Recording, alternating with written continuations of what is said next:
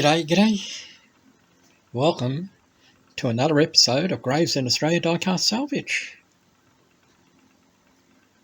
Today, I hope to be playing with a couple of these Matchbox number 12 Land Rover Safaris.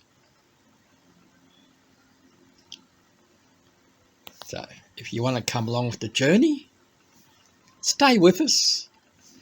Might have some fun stuff. We may not. You'll just have to come along for the journey. So, I'll clear that round thing on the table and we'll have a closer look at them. See you there. So, here we are in my little work area. Thank you for coming along and watching today's episode. If you're a new viewer, congratulations, you found one of the best channels out there. I can hear everybody else laughing, especially my subscribers. Thank you very much for subscribing. If you haven't, why not? Costs you nothing. Never know, you might even get a laugh out of it. Anyway, let's get back into this. Here we have three Matchbox 12 Land Rover Safaris. This one here did have the luggage on the top, at least I think it was. And after I did a bit of an inspection earlier, and you can see the remnants of it on the front grille, this must have been one of the first editions that came out because it's green. Plastic base, it has all its wheels, does have a broken screen, but we can fix that. It has paint on the side screen, also on the back. Wheels need to be a bit of a tidy up. One post, and it's then hooked into the rear where the bumper bar or back of the build. That's that one. This is the more common one that a lot of people know, is the blue version. Same thing, still plastic base. One post. The tow hook on this one, just like that one, is now non-existent. This does have a good screen, but we're missing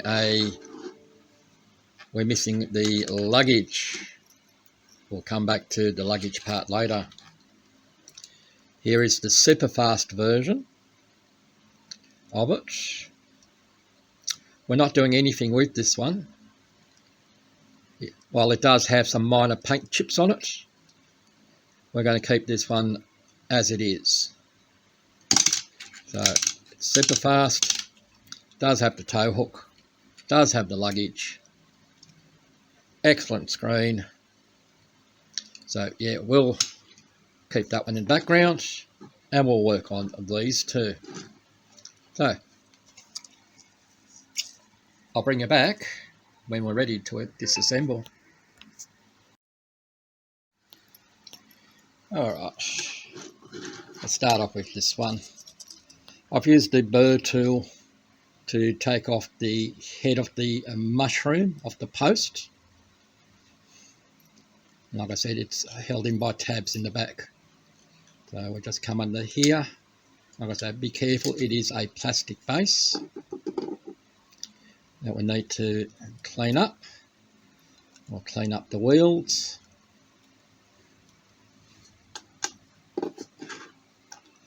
There, like I said, that's an original luggage that we need to clean up. Interior, suspension on the front only, not on the rear. So we'll pull that out. We'll take the remnants of that tow hook off. Otherwise the interior is not too bad. It's clean, but we will clean it up. There.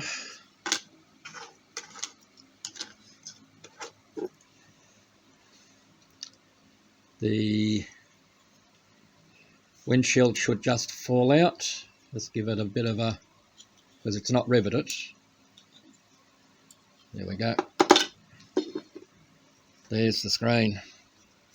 So we'll soak it in some Dettol, or maybe into the calcium lime and rust, because we need to put the base in there to get rid of the rust on the axles. So we'll stick that in there as well. That'll help take the paint off. And as mentioned, we need to fix up the big hole. So that's that one. That leaves us our casting. And as you can see inside, it is green. We will paint this one green. It's not going to be the exact same colour. It's only going to be as close as, like with anything out there. Right. For the rivet counters out there, if somebody's trying to restore a vehicle to how it was sold or how it came out of the manufacturer, they come in different shades. You should be able to see it on just on these three vehicles, the different shades of blue. I can even sort of better that in that if I bring out these four, depending on the camera angle. In light, I can see three different shades of blue on there.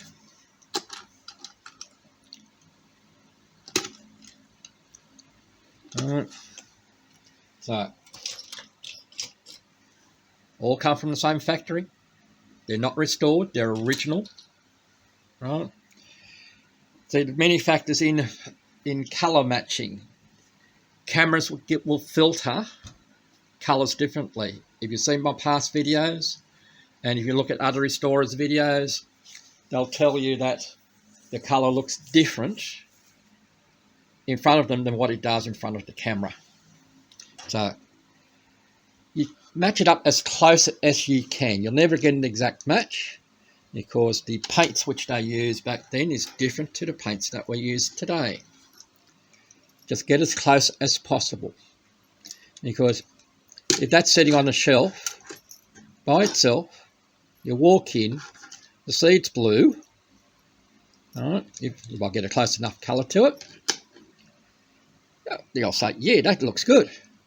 It's not until you have a mint original and you have it next to it that you might see a colour difference. That's what the human brain will do. It will adjust.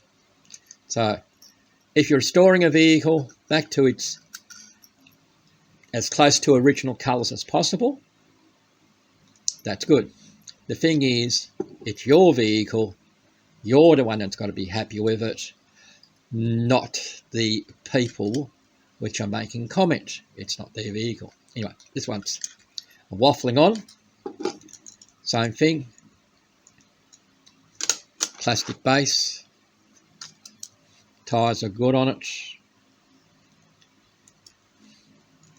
Just need to give them a wash. Interior is the same. Again, we'll nip off the end of the broken tow hook.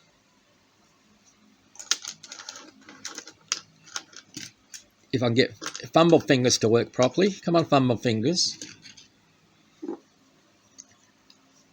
Again, no rivet in the top, but we have an excellent screen that just needs a clean up. a buff, and we'll stick it into the self-shining floor polish. And here is the casting with very little paint left on it. So, see that blue? No, it's not. I was going to say that blue would be a close match to the Sight Heart truck that I showed you, but it's not. Different type of blue. It's a bit lighter. Anyway, we're heading off. Well, I'm going to be heading off to the strippers. I'm going to have fun with them. You'll come back when we have the paint stripped off them. So, a couple of naked vehicles. So, we'll catch you in a moment.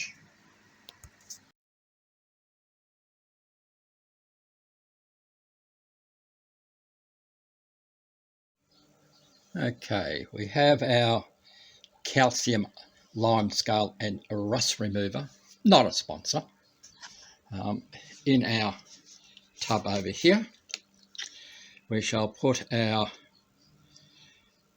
broken windscreen with paint on it. We shall put that in there,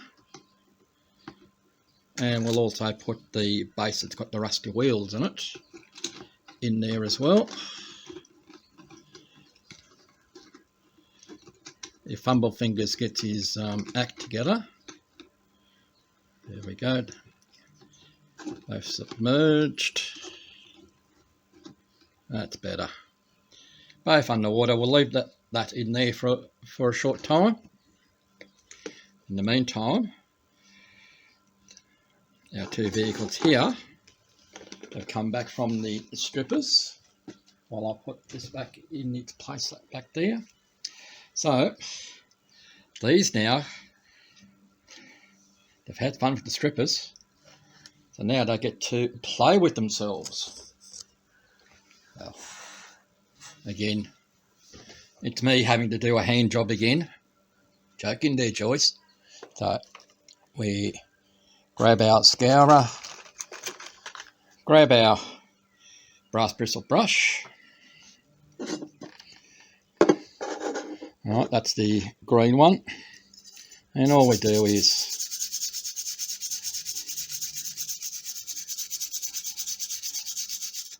just go around the casting like that.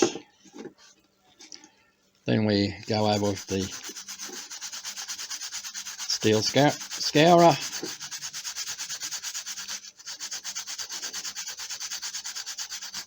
Right. I won't bore you with it by doing it all the way through. So we go from that to shiny. So I will bring you back when I finish that, and we have the vehicles in primer. So see you shortly. All right. So we have both vehicles in base coat. And you'll see me paint one. I'll paint the other one off camera. So, let me adjust a few things, otherwise we're going to have a lot of paint spillage that we don't need. Move this in an area. Alright, so here we go.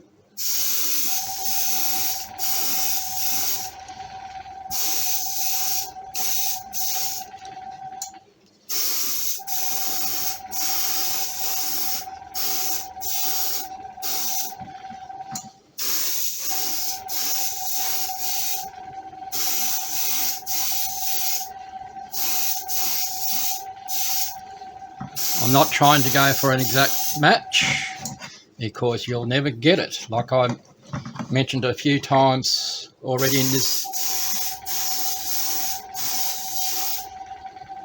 In here, we're going for maybe close enough, but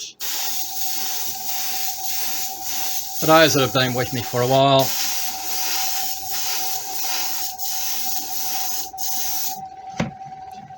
know that I don't do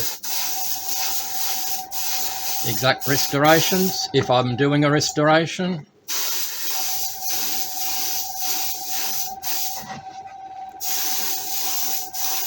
Alright, you get the gist of things. I'll finish this off camera, I'll do the other one off camera. The next you'll see these is at the reveal.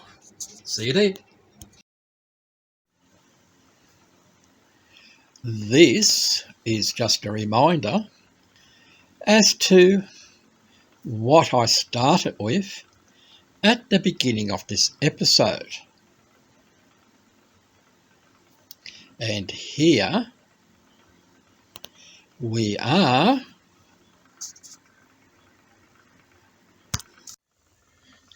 now.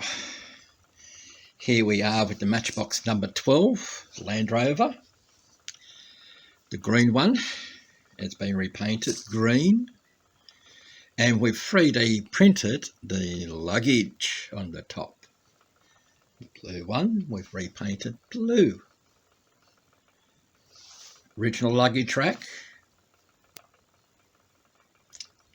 And the gold one, the gold superfast one, we have left it alone. So it does have some paint chips, has the original roof rack, and it still has its tow hook, where unfortunately the other two don't have them.